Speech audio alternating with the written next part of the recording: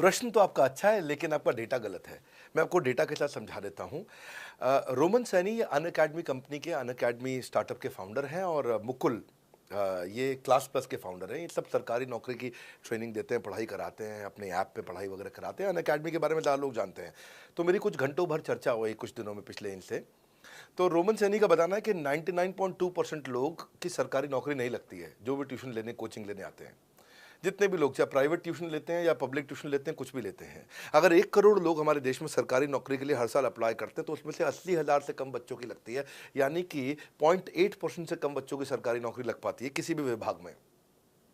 यानी कि 99% से ज़्यादा बच्चे ऐसे हैं जो सरकारी नौकरी उन्हें नहीं मिलती, तो वो क्या करेंगे?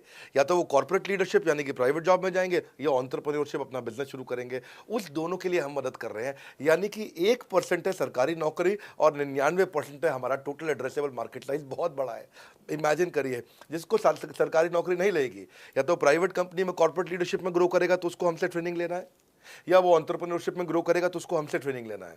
इसीलिए entrepreneur, freelancer, student, working professional, housewife, MSME, SME, solopreneur, wantrepreneur, womenpreneur, couplepreneur, mommapreneur, ये प्रेन्योर, वो प्रेन्योर, बहुत सारे प्रेन्योर, ये सब लोग आकर के, ये टोटल एड्रेसेबल मार्केट साइज हमारा 40 करोड़ का है।